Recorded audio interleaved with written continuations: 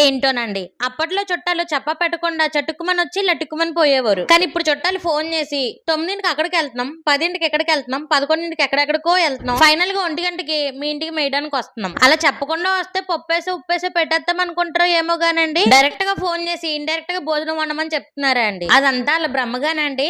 మా గోదావరి ఇంటికి వస్తే పొద్దున్నైనా సాయంత్రం అయినా మధ్యాహ్నం అయినా మిడ్ నైట్ అయినా చెప్పొచ్చినా చెప్పకుండా వచ్చినా ఏ రీజన్ తో వచ్చినా సరే ఉన్న దాంట్లో బ్రహ్మాండంగా పెట్టి పేరు మాత్రం పోనిచ్చుకోమండి అన్నట్టు. మొన్న ఒక బ్రదర్ కామెంట్ పెట్టారండి, ప్రతి ఒక్కరికి మాట్లాడితే గోదావరి అని చెప్పుకోవడం ఫ్యాషన్ అయిపోయింది అని. ఇదిగో బ్రదర్, నువ్వు దాన్ని ఫ్యాషన్ అని అనుకో, ప్యాషన్ అని అనుకో, ఏదైనా అనుకో, మేము అలా చెప్పుకోవడానికి గర్వంగా ఫీల్ అవుతాం. ఇండియా ఈజ్ మై కంట్రీ అని చిన్నప్పుడు నువ్వు ప్లెడ్జ్ లో ఎంత గర్వంగా చెప్పావో మేము గోదావరి అని మేము అంతే గర్వంగా చెప్పుకుంటాం. ఇంతకీ వచ్చిన వాళ్ళకి ఏం కూర ఉండవని అడుగుతారేమో.